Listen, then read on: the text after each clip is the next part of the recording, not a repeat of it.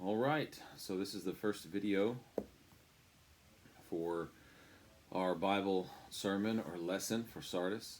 I'm so sorry, everybody, that it has to be this way. I would much rather talk with you in person. I'm coming to you from my uh, in law's house in Nashville, and I kind of want to give you an update of what the next few weeks or month, even. I don't know how long we're going to do this, but I want to kind of tell you what we're going to try to do in terms of preaching the word, praying for each other, and trying to have some type of community in the midst of this very weird, very confusing time. Um, I'm going to try the best I can to give you your Bible sermon or lesson once or twice a week um, in this format. You're not going to be able to see my face every time. Sometimes you'll see text on the screen, or you might see just me talking. My wife has tried to. She's working on convincing me of doing little kid Bible lessons as well. That's going to be very fun and interesting. Um, we'll see what happens there. But I know that many of you are feeling a sense of anxiety, or maybe just you're getting stir crazy a little bit like I am. And I want to encourage you that God is still on his throne.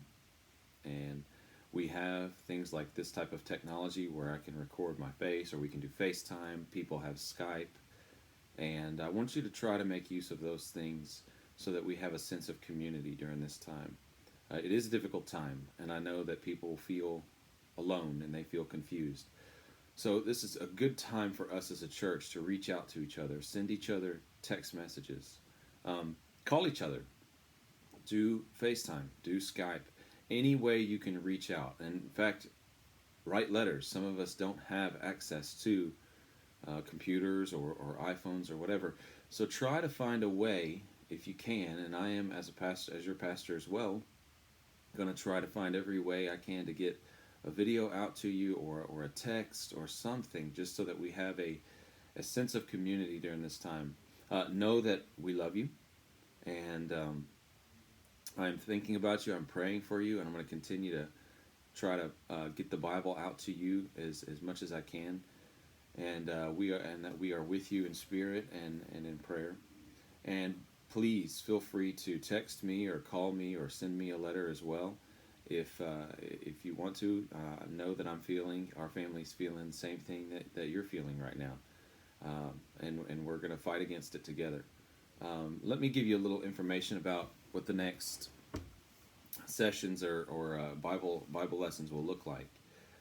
So far, if I'm not preaching in front of a camera, I'm going to be using kind of a screen recording program.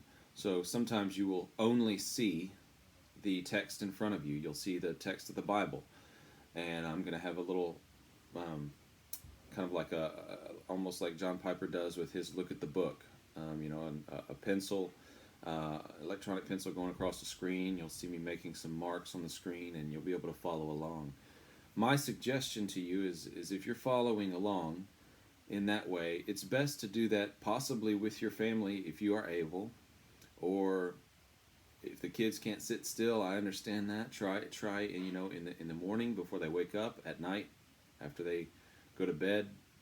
I'm going to try to keep the lessons shorter, 20 to 30 minutes. I'll do the best I can. Probably will not be able to do that every time, but you'll only be able to see the text on the screen and whatever markings I do.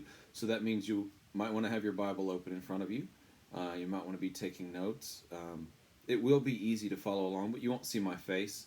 You'll just see, text on the screen, and sometimes attention to a screen when you just see text and hear a voice can be more difficult, especially if you have some distractions around you. So my recommendation is to do that either in the morning or at night after the kiddos are down, and you have some time with where you can focus. So that would be my suggestion.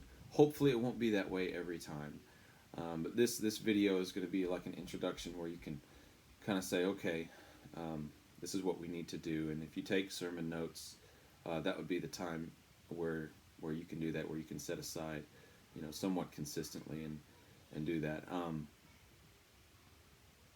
There will be distractions. There will be interruptions. Even in my house, I have kids running around.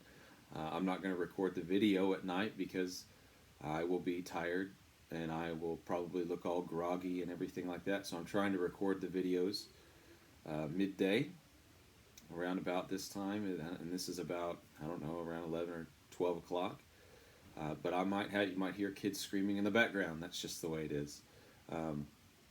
So hopefully that'll be okay. It'll be kind of like church, actually. You'll have some kids in the background. You'll definitely hear it. We're a family, so you'll be included in that. Also, as far as Sunday school, and I mentioned this earlier, some of the I am sensitive to the fact that we do want to educate our children during this time with Bible lessons. If I'm uploading a Bible lesson, I'll put it on the YouTube channel or I'll put it on Facebook. If I don't, I might just put some things, and I've mentioned this many times, from the Bible Project. And I think I've posted some Facebook videos on, or from YouTube and put it on Facebook about the Bible Project. The Bible Project is really great for children, and they're very entertaining, and they do a lot of art and videos on there that are very fun to watch. So I would say, as a church, if you have kids in the house and you're wondering, how am I going to educate them and how am I going to take care of this, try the Bible Project. If you have an Apple TV, they have an app that you can download, and it's free. It's all free. If you have an iPhone, it's free. They have an app for that, or an iPad. If not, you can just go to YouTube online and look up the Bible Project, and they have series. They have all kinds of videos. So check that out for the kiddos, and I know that that'll be a good time for you as well as a family to get around that and do some type of Bible study with them. So I'm going to go ahead and transfer now to the sermon that I had prepared for this Sunday. Now, this is going to be in the book of 3 John. We are going to cover the whole book, and I know I've already been talking for 7 minutes or so. So I'm going to try to be concise. If you want to, at the end of this video, the video part where you can actually see me, if you want to pause, take a break, and then come back later, you can do that. But I'm going to try to transfer now to the book of 3 John. After 3 John, I do want to make this note. After 3 John, we're going to try to make it to where the videos are concise on you for YouTube, where you can have a list of we just did 3 John, so that book is by itself in its own video, and then we'll have other videos, hopefully for the book of Revelation, which I know we planned on moving toward. Between 3 John and Revelation, I believe I'm going to take a break and do some different lessons, because I'm still working on developing that sermon series. I want to make sure I do it well. But all that will be hopefully put together nicely for you on YouTube, so you can look at it in terms of a list of videos that kind of go in order, so it's not just everywhere. Once again, I know this is a difficult time for everybody, and when I transfer to this sermon, I'm going to pray for everyone, and we're going to do the best we can with what we have, and I'm thankful that we can do things like this. If you have any concerns, if you have any prayer requests, again, you can contact me or contact other members in the church, and just try to reach out and have a sense of community the best you can. Love you all, and let's go ahead and get started with our lesson in 3 John.